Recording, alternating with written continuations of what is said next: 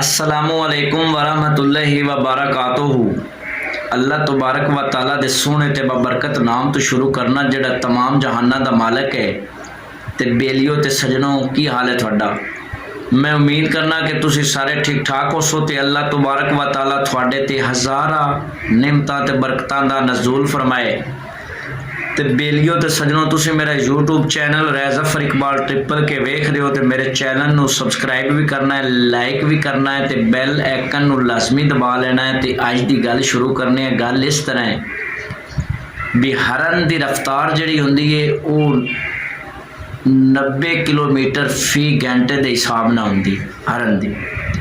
तो जिहड़ा शेर हुंदा है उनकी तकरीबन 57 तो 58 किलोमीटर फी घंटे की रफ्तार होंदी। तो हुंदा की है, एक हरन जदों 90 किलोमीटर फी घंटे की रफ्तार के नाल दौड़दा है तो बाज़ औकात इस तरह होंदा है कि वो जिहड़ा शेर होंदा है वो 57 तो 58 किलोमीटर के हिसाब नाल उन्होंने जाके दबोच लैंदा है, मार दिंदा है तो खा जाता है। वजह की है, इस वजह के बारे गल करने हैं। इनकी वजह यह है कि जिहड़ा हरन है वो 90 किलोमीटर की रफ्तार दे नाल फी घंटे की रफ्तार दे नाल जदों दौड़दा है ना तो बड़ा तेज़ दौड़दा है। तो उनके दिल दे विच खौफ हुंदा है, उन्होंने ना खौफ हुंदा है कि अज मैनू शेर ने पकड़ लिया ना तो इन्हें मैनू छड्डना नहीं, इन्हें मैनू मार देना है तो खा जाना है।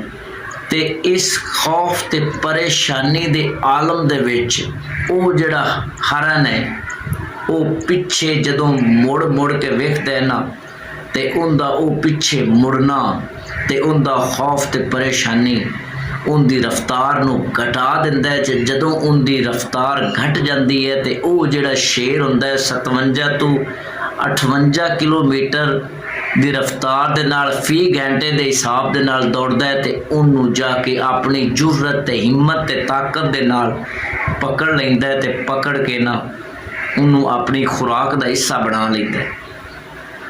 तो बेलियो ते सजनों गल सुनान का मकसद ते मतलब ये है कि साडे मुआशरे दे अंदर भी ना बाज़ लोग इस किस्म के होंदे ने कि जेड़े ना वो हरन की तरह अपने पिछले गुजरे हुए वक्त नू ना सोचते रहते ने ते वो जिहड़ा उन्हां दा बुरा वक्त गुजरिया हुंदा है उन्होंने सोच सोच के ना ते अपना मजीद टाइम ते वक्त जिहड़ा है वो ज़ाया कर दिंदे ने ते वो अपनी जिंदगी दे विच नाकाम हो जाते ने ते हार जाते ने। इस तरह नहीं होना चाहिए। हर इंसान नू जिस तरह शेर हुंदा है उनकी जुर्रत ते उनकी बहादरी ते उनकी ताकत की तरह होना चाहिए है। तो जितनियां भी कोई गलतियां कुताहियां हो जावन वो एक शायर हुंदा है, राइटर हुंदा है तो वो लिखता है कि हर इंसान नू गलतियां करनियां चाहिए ने।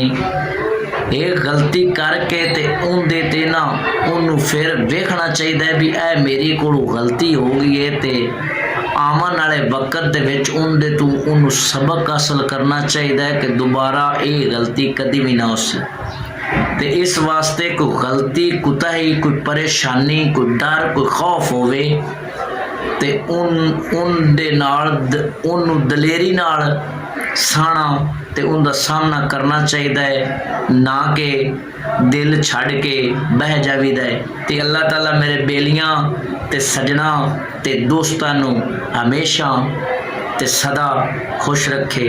अल्लाह निगहबान।